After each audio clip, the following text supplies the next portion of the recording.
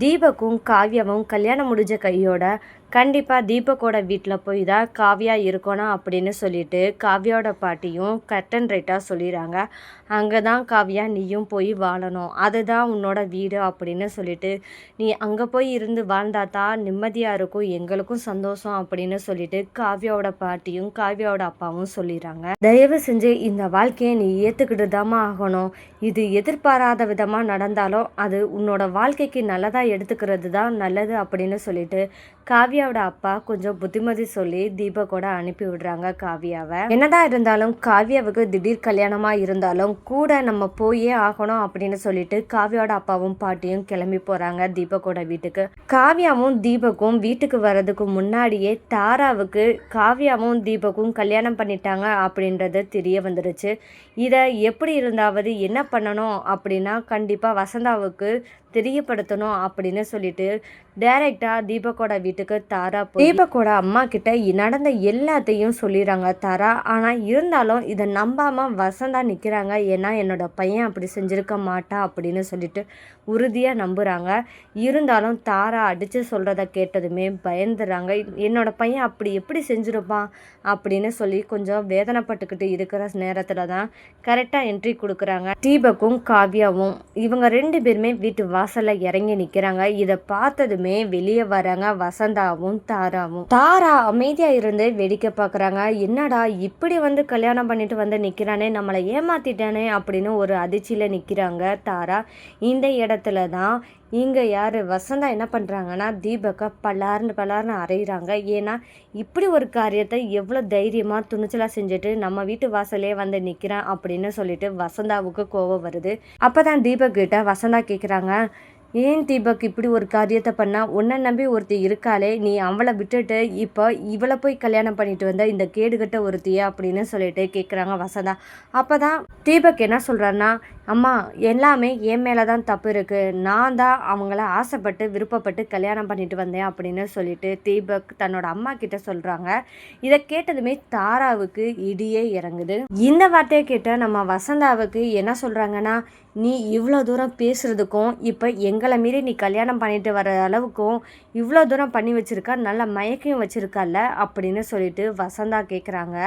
அந்த இடத்துல தான் தீபக் அப்படிலாம் கிடையாதுமா அப்படின்னு சொல்கிறாங்க.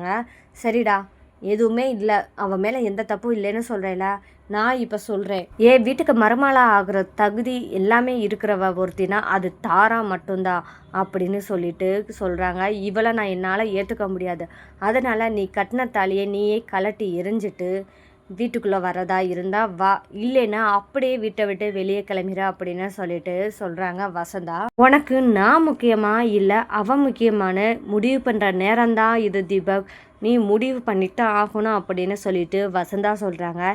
இந்த இடத்துல தீபக்கோட முடிவு என்னவா இருக்கும் அப்படின்னு பார்த்தா கண்டிப்பாக எனக்கு காவியா தான் முக்கியம் அப்படின்னு சொல்லிட்டு வீட்டை விட்டு கிளம்பி போக போகிறாங்க. இதுதான் நடக்கணும்னு நீங்கள் எதிர்பார்க்குறீங்கன்னா மறக்காமல் இந்த வீடியோவுக்கு லைக் பண்ணி தெரிவிங்க. அது மட்டும் இல்லாமல் நம்ம சேனலுக்கும் சப்போர்ட் பண்ணி ஆதரவு தெரிவிங்க. ஏன்னா இனி வர எபிசோடில் காவியாவுக்கு உறுதுணையாக இருக்க போகிறது நம்ம தீபக் தான். வசந்தா பேசுனதை கேட்ட தீபக்கு என்ன தோணுதுன்னா, என்ன பதில் சொல்கிறாரு அப்படின்னு பார்த்தா, அம்மா நீ முக்கியம்தான், நான் இல்லைன்னு சொல்லலை, அதுக்காக என்னவே நம்பி வந்த இந்த பொண்ணை நான் எப்படி கைவிடணும்னு நீ சொல்கிற, அது நீ வளர்த்த வளர்ப்புக்கு கேவலம் இல்லையா, நான் அப்படி விட மாட்டேன், அவள் தான் எனக்கு முக்கியம் அப்படின்ற அளவுக்கு தான் நான் போவேன், என்ன நம்பி வந்த காவியாவை நான் எப்படி கைவிடுவேன், கண்டிப்பாக நானும் அவளோடைய வீட்டை விட்டு கிளம்பி போயிடுறேன் அப்படின்னு சொல்லி தீபக் ஒரு முடிவெடுக்கிறாரு. இந்த தருணத்துலையும் தாரா என்ன நினைக்கிறாங்க அப்படின்னு பார்த்தா, தனக்கு தீபக் வேணும் அப்படின்னு சொல்லிட்டு நினைக்கிறாங்க. அதனால தீபக்கை இந்த வீட்டை விட்டு வெளியே அனுப்பக்கூடாது அப்படின்னு யோசிக்கிறாங்க. அப்போ என்ன பண்ணுறாங்கன்னா வசந்தா கிட்ட சொல்கிறாங்க.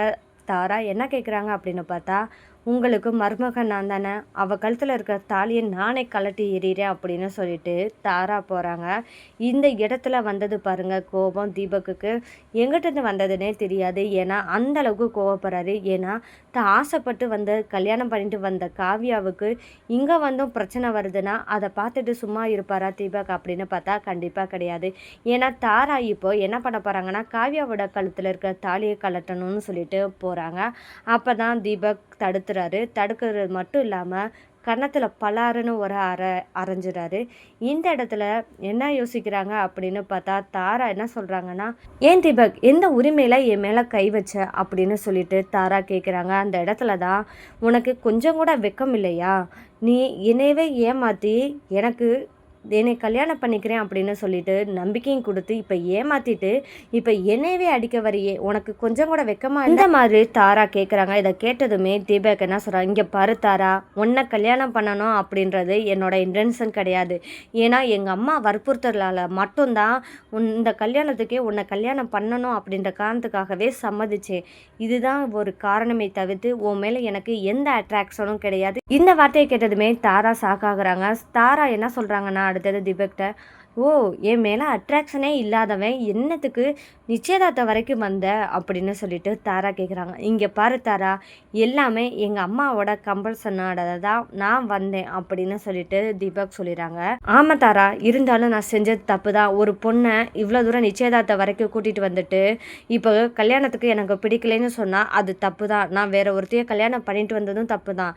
என்னை மன்னிச்சிட. அதுக்காக என்னோட மனைவியான காவியா கழுத்தில் இருக்கிற தாலியை கலட்டுறதுக்கு உனக்கு எவ்வளோ தைரியம் வந்துச்சு அப்படின்னு சொல்லிட்டு தீபக் சொல்கிறாரு. இங்கே பாரு தாரா, நீ எவ்வளோ தூரத்துக்கு நீ வந்ததுக்கு அப்புறமும் உங்ககிட்ட நான் சொல்லி புரிய வைக்க முடியாது. ஏன்னா நான் காவியாவை தான் ஆரம்பத்துலேருந்து காதலிச்சு வந்தேன். ஆனால் காவியா எங்கிட்ட பிடிக்கலை அப்படின்ற அளவுக்கு தான் ஃப்ரெண்ட்லியாக தான் பழகிட்டு வந்தாங்க. அவங்கள காப்பாற்றணும் அப்படின்றது மட்டும் இல்லாமல் நான் காவியாவை விட்டு கொடுக்கக்கூடாது அப்படின்ற ஒரு காரணத்துக்காக தான் கல்யாணம் பண்ணிட்டு வந்துட்டேன். ஆனால் நீ அதுக்காக நீ அவளை இவ்வளோ தூரத்துக்கு கொடுமைப்படுத்துறதுக்கு உனக்கு எந்த உரிமையும் இல்லை அப்படின்னு சொல்லிட்டு தீபக் சொல்லிடுறாரு. இனி உன்னால் எந்த பிரச்சனையும் என்னோட மனைவியான காவியாவுக்கு வந்துச்சுன்னா நான் சும்மா இருக்க மாட்டேன் அப்படின்னு சொல்லிட்டு தீபக் சொல்லிடுறாரு. இந்த மாதிரி சொல்லி முடிச்சதுமே, அம்மா உனக்கு என்னம்மா வேணும்? நான் வீட்டை விட்டு வெளியே போகணும் அப்படின்னு தானே நினைக்கிறேன். எனக்கு காவியா தான் முக்கியம். அதனால நான் வீட்டை விட்டு கிளம்பணும் அப்படின்னு தானே சொல்கிறேன். நானும் காவியாவும் வீட்டை விட்டு கிளம்புறோம் அப்படின்னு சொல்லிட்டு தீபக் வெளியே கிளம்பணும் அப்படின்னு சொல்லிட்டு கிளம்புறாரு.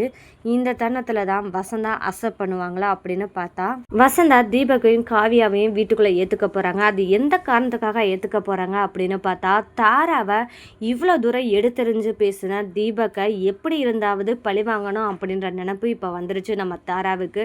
அது மட்டும் இல்லாமல் இவன் வாழ்க்கையிலேருந்து காவியாவை வீட்டை விட்டு வெளியே அனுப்பணும்னா அதுக்கு இங்கே வீட்டில், அதாவது தீபக்கோட வீட்டில் இருந்தால் மட்டும்தான் நல்லது அப்படின்னு சொல்லிட்டு தாரா நினைக்கிறாங்க. இதனால் வீட்டை விட்டு கிளம்புற நேரம் பார்த்து தாரா என்ன பண்ணுறாங்கன்னா வசந்தாவை கூப்பிட்டு தனியாக பேசுகிறாங்க. அந்த தருணத்தில் தான் தாரா வசந்தா கிட்ட என்ன சொல்கிறாங்க அப்படின்னு பார்த்தா, இங்கே பாருங்க ஆண்டி, உங்களுக்கு மருமகளாக ஆகணும் அப்படின்னு நினைக்கிற பொண்ணு நான் தானே. அப்போது இவங்க 2 பேரும் வீட்டை விட்டு வெளியே போனால் இவங்க வாழ்க்கையில் ஒன்று சேர்ந்து வாழ ஆரம்பிச்சிட்டுருவாங்க. அதனால் கண்டிப்பாக உங்களுக்கு நான் மருமகளாக வர முடியாது. அப்போது நீங்கள் இவங்கள வீட்டுக்குள்ளே வச்சுருந்துட்டு இவங்களுக்குள்ளே பிரச்சனை உண்டு பண்ணி காவியாவை வீட்டை விட்டு வெளியே அனுப்புறதுக்கு தான் நீங்கள் பார்க்கணும் அப்படின்னு சொல்லிட்டு நம்ம தாரா ஐடியா கொடுக்குறாங்க வசந்தாவுக்கு. அப்போ வசந்தா என்ன நினைக்கிறாங்கன்னா, தாரா சொல்கிறதும் கரெக்டு தான். இவங்க 2 பேரும் வீட்டை விட்டு வெளியே போயிட்டா சந்தோஷமாக வாழ்வாங்க. அப்புறம் எப்படி நான் தாராவை மருமகளை ஆக்குறது அப்படின்னு சொல்லிட்டு வசந்தா நினைக்கிறாங்க. அப்போது தாரா சொன்னபடியே நம்ம நடக்கிறதா நல்லது அப்படின்னு சொல்லிட்டு நம்ம வசந்தா நினைக்கிறாங்க. அதனால் என்ன பண்ணுறாங்கன்னா, டேய் நில்லுடா அப்படின்னு தீபக் மற்றும் காவியா இவங்க 2 பேருமே வீட்டை விட்டு கிளம்புற சமயத்தில் சொல்கிறாங்க வசந்தா. அப்போ திரும்பி பார்க்கும்போது, என்னதான் இருந்தாலும் இவளை கல்யாணம் பண்ணிட்டு வந்துட்டேன், இவ தான் வேணும்னு வந்துட்டேன், அதுக்காக என் ஒரு பிள்ளைய நான் வீட்டை விட்டு வெளியே அனுப்பி விட்டுட்டு நான் சந்தோஷமாக என்னால் இருக்க முடியாது.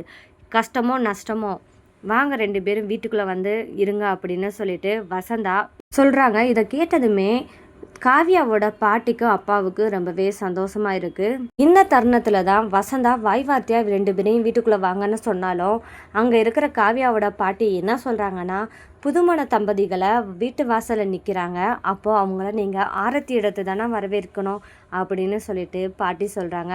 அதுதாம்மா குடும்பத்துக்கும் நல்லது அப்படின்னு சொல்லிட்டு வசந்தா கிட்ட சொல்லவும், இது ஒன்று தான் இவங்களுக்கு கேடு அப்படின்னு சொல்லிட்டு இதை வெளியவும் சொல்லக்கூடாது அப்படின்னு சொல்லிட்டு மனசுக்குள்ளேயே வச்சுருந்துட்டு வசந்தா இதோ வரேன் அப்படின்னு சொல்லிட்டு ஆரத்தி எடுத்து வீட்டுக்குள்ளே கூட்டிகிட்டு வராங்க. இனி அடுத்தடுத்து பல பிரச்சனைகள் தாராவால் காத்துக்கிட்டு இருக்கு. இனி தீபக்கோட வேலையில் பிரச்சனையை உண்டுபடுத்த போகிறாங்க போகிறாங்க இந்த தாரா.